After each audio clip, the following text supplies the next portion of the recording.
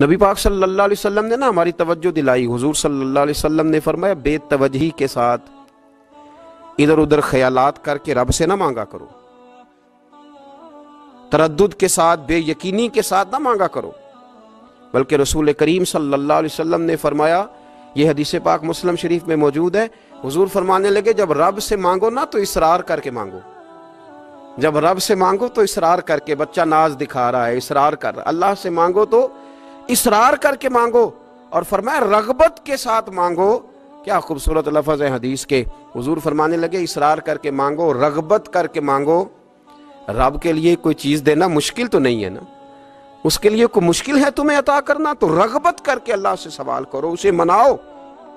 اور خود نبی پاک صلی اللہ علیہ وسلم کا حال یہ تھا. حضرت عائشہ صدیقہ رضی اللہ تعالیٰ عنہ فرمانے لگی کہ نبی پاک دعا رسول اللہ صلی اللہ علیہ وسلم، یہ لفظ ہیں حضرت عائشہ کے. اللہ اکبر، ذرا ان میں ڈوب کر دیکھیے گا، ذرا ان لفظوں میں کھو کر دیکھیے گا ام المومنین کیا فرماتی ہیں.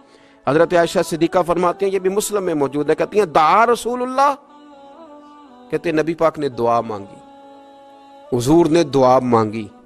سبحان اللہ، کیا لفظ ہیں، کیا وجد آفرین جملے. کہتے ہیں دعا رسول اللہ، نبی پاک نے دعا مانگی، ثم دعا، دعا مانگ کر حضور پھر دعا مانگنے لگے. حضور نے دعا مانگی اور دعا مانگ کر حضور پھر دعا مانگنے لگے. اور ثم دعا رسول اللہ تیسری دفعہ فرماتی ہیں، کہتی ہیں حضور نے دعا مانگی اور دعا مانگ کر پھر دعا مانگنے لگے. یعنی حضور نے دعا مانگی اور پھر دعا مانگی اور دعا ختم ہو گئی تو تیسری دفعہ پھر دعا مانگی. یعنی حضور نے مانگا. کیا کہا حضرت نے؟ فرمانے لگے مانگیں گے مانگے جائیں گے، منہ مانگی پائیں گے. سرکار میں نہ لا ہے نہ حاجت اگر کی ہے، مانگیں گے مانگے جائیں گے، منہ مانگی پائیں گے. حضور نے دعا مانگی اور دعا مانگ کر پھر دعا مانگی اور دعا مانگ کر پھر دعا مانگی. تو نبی پاک صلی اللہ علیہ وسلم کا تو اللہ سے مانگنے کا، اس کو منانے کا یہ طریقہ. حضرت عبداللہ ابن عمر فرمانے لگے، یہ لفظ ابو داؤد شریف میں موجود ہے، ذرا ان کا بھی ذائقہ محسوس کیجئے گا. حضرت سیدنا عبداللہ ابن عمر فرماتے ہیں میں حضور کی مجلس میں حاضر تھا، حضور مانگنے لگے اللہ سے، حضور اللہ سے مانگنے لگے. میں تو کئی دفعہ یہ دعا بھی مانگنے لگ جاتا ہوں کہ اللہ تو ان دعاؤں کی طرف تو دیکھ جو تیرے رسول نے ہمارے لیے مانگی. اللہ تو ہمیں تو نہیں نہ مانگنا آتا، نہیں طریقہ آتا، نہیں سلیقہ آتا، نہیں انداز آتا. ہم تو بے توجہ سے لوگ ہیں، بیٹھنے کا ڈھب نہیں آتا ہمیں تو ہاتھ اٹھانے کا سلیقہ نہیں آتا، ہم تو وضو کرنے کے اس طریقے سے آشنا نہیں. پر اللہ تیرے محبوب نے تو خوب مانگا ہے نا تجھ سے، تیرے پیارے حبیب علیہ السلام نے تو تجھے منایا ہے نا ہمارے حق میں. تو اللہ تو ان دعاؤں کی طرف تو دیکھ. حضرت عبداللہ ابن عمر رضی اللہ تعالیٰ عنہ فرماتے میں حضور کی مجلس مبارکہ میں بیٹھا تھا، ابو داؤد شریف میں موجود ہے. کہتے ہیں حضور دعا مانگ رہے تھے. دعا کیا تھی؟ دعا حضور یہ مانگ رہے تھے، رب اغفر لی، یا اللہ ہمیں بخش دے، وتب علی، اللہ ہماری توبہ قبول فرما، انک انت التواب الرحیم، بے شک تو توبہ قبول کرنے والا اور رحم کرنے والا. حضور دعا مانگ رہے تھے، اے اللہ رب اغفر لی، یا اللہ ہمیں بخش دے، وتب علی، اور ہماری توبہ قبول فرما، انک انت التواب الرحیم، بے شک تو توبہ قبول کرنے والا اور رحم کرنے والا. حضرت عبداللہ ابن عمر فرماتے اس ایک دعا کو ایک ہی مجلس میں ایک ہی جگہ بیٹھ کر میرے نبی پاک نے اپنی زبان اطہر سے 100 مرتبہ ادا فرمایا.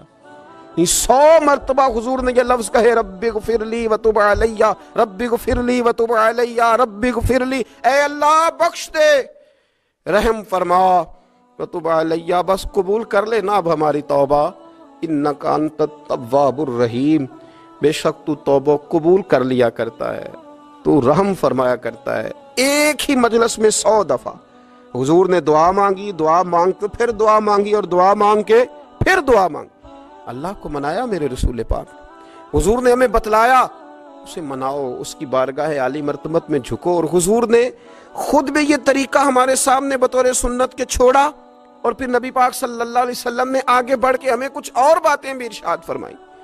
حضور نے ہمیں بتلایا کہ پچھلے لوگ اپنے رب کو کیسے مناتے تھے، وہ کس طرح اس کے حضور ناز عرض کرتے تھے، منانے کے طریقے بھی بتلائے. فرمایا جب ماں باپ دعا مانگیں گے اولاد کے حق میں تو وہ مان جائے گا. حضور علیہ السلام نے فرمایا جب مسافر دعا مانگے گا تو اللہ مان جائے گا. فرمایا میرے رسول کریم نے کہ جب بیمار دعا مانگے گا تو اللہ مان جائے گا، اور سید عالم علیہ السلام فرمانے لگے جب تمہارے ضعیف، کمزور، مجبور لوگ دعا مانگیں گے تو اللہ مان جائے گا، اور حضور نے فرمایا جب تم فرض ادا کر کے دعا مانگو گے تو اللہ مان جائے گا، اور میرے محبوب نے فرمایا جب پچھلی رات اٹھ کے تم اس کے حضور عرض کرو گے تو وہ تمہاری دعاؤں کو قبول کر لے گا، وہ تو مان جائے گا۔ اور حضور نے ہمیں دن بتائے، فرمایا جمعے والے دن مانگنا مان جائے گا، شب قدر کو مانگ لینا مان جائے گا، شب برات میں دعائیں کرنا وہ مان جائے گا، رمضان کی راتوں میں مانگنا مان جائے گا، قرآن پاک کے ختم کے موقع پر دعا کرنا مان جائے گا۔ طریقے بتلائے۔ اب یہ ہے کہ ہم نے تو مانگنا تھا نا اس کی بارگاہ میں، ہم نے تو حاضر ہونا تھا، ہم نے تو جانا تھا، اب ہم نے آگے بڑھنا ہے، اس کے حضور عرض کرنا ہے۔ حضور نے ہمیں بتلایا کہ مومن متقی ہوتا ہے نا، پرہیزگار ہوتا ہے، تو اس نے کچھ نیکیاں بھی کی ہوتی ہیں، جس طرح اسے اپنے گناہوں کا پتہ ہوتا ہے نا، تو اسے پتہ ہوتا ہے کہ نہیں یار فلاں کام میں نے فقط اللہ کی رضا کے لیے کیا ہوا ہے، وہ میرا اور میرے رب کا راز ہے۔ فرمایا جب تم بڑے الجھ جاؤ نا، جب تم بڑی آزمائش میں آ جاؤ، اور جب تم سمجھ لو کہ اب میں بڑی تکلیف میں آ گیا ہوں، تو پھر ایک طریقہ حضور نے ہمیں اور بھی بتلایا مانگنے کا، ایک اور طریقہ بھی بتلایا، اور وہ روایت صحیح مسلم میں موجود ہے۔ راوی حضرت عبداللہ ابن عمر رضی اللہ تعالیٰ عنہ، حضور فرماتے ہیں 3 لوگ سفر کر رہے تھے، یہ آپ اندازہ فرمائیے صحیح مسلم کی حدیث ہے، اور ذرا حضور کے سمجھانے کا ایک یہ رنگ بھی ہے اللہ کو منانے کا، ایک یہ انداز بھی ہے اس کی بارگاہ میں گزارشات پیش کرنے کا، یہ بھی ایک طریقہ حضور نے ہمیں بتلایا۔ اگرچہ اپنی نیکیوں کو چھپانا چاہیے، نیکیاں جو چھپی ہوئی ہوتی ہیں وہ قیمتی ہوتی ہیں، وہ قیمتی چیزیں ہوتی ہیں جو لوگوں نے چھپا کر کے رکھی ہوتی ہیں۔ حضرت عبداللہ ابن عمر فرمانے لگے کہ نبی پاک صلی اللہ علیہ وسلم فرماتے ہیں 3 لوگ سفر کر رہے تھے، رستے میں طوفان آ گیا، تیز بارش شروع ہو گئی، تو حضور فرماتے ہیں وہ تینوں بارش سے بچنے کے لیے ایک غار میں چھپ گئے۔ ہم کو پتہ ہے پرانے زمانے کے اندر غاریں ہوتی تھیں، اور لوگ جب سفر کرتے تھے لمبے تو پتھروں اور پہاڑوں کے بیچ میں سے سفر کرتے تھے، وہ غار کے اندر چلے گئے۔ اب چونکہ طوفان بہت زیادہ تھا، جب وہ غار کے اندر چلے گئے تو اللہ کے پیارے حبیب صلی اللہ علیہ وسلم فرماتے ہیں پتھر اوپر سے لڑکتا ہوا آیا اور غار کے منہ کے آگے آ کے اس نے غار کو بند کر دیا۔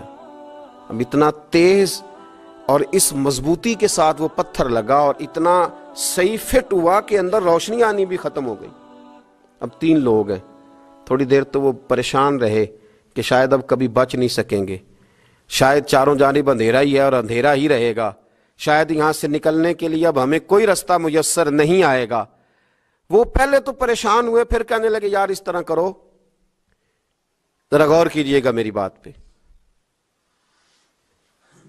فرمایا اس طرح کرو، اگر کوئی زندگی میں نیکی کی ہے نا تو ذرا اس نیکی کو یاد تو کرو، اور یاد کر کے اس مالک کے حضور عرض تو کرو، وہ کریم ہے، کوئی آنکھو شاید من جاوے تے گل کم تتڑی دا بن جاوے، عرض تو کرو۔ تو ان میں سے یہ آپ اندازہ فرمائیے، یہ بات بیان کون کر رہا ہے؟ یہ مدینے والے رسول بیان کر رہے ہیں، یہ نبی پاک علیہ السلام نے بیان فرمایا، یہ وہ کہانی ہے جو ہمیں ہمارے نبی پاک نے سنائی، رسول کریم علیہ السلام نے ہمیں بتلائی، یہ داستان محبت۔ حضور فرمانے لگے ایک نے ان میں سے ہاتھ اٹھائے، اور اس نے انداز کیا چھیڑا، عرض کرنے لگا اللہ تو جانتا ہے نا میں نے بکریاں رکھی ہیں، میں غریب ہوں، مزدور ہوں، اور مالک تو یہ بھی جانتا ہے کہ میرے بچے بھی ہیں، بیوی بھی ہے، پر میں جب بھی گھر لوٹا ہوں تو دودھ میں نے بچوں اور بیوی کو پہلے نہیں دیا، بوڑھے ماں باپ کو پہلے دیا۔ اللہ میں نے ان کے ساتھ ہمیشہ کرم کے بازو کھول کر معاملہ کیا، وہ غار میں تنہا بیٹھے ہیں اور اپنے مالک کو منا رہے ہیں۔ عرض کرتے ہیں اللہ تجھے یاد ہے نا ایک رات جب میں بڑی دیر سے لوٹا تھا، لکڑیاں کاٹتے، درخت تلاش کرتے، مجھے دیر ہو گئی، میں دیر سے لوٹا تھا، نیت یہ کر رکھی تھی کہ دودھ سب سے پہلے ماں باپ کو پلاؤں گا، مالک جب میں لوٹا تو وہ بوڑھے تھک کر کے سو گئے تھے، میری بیوی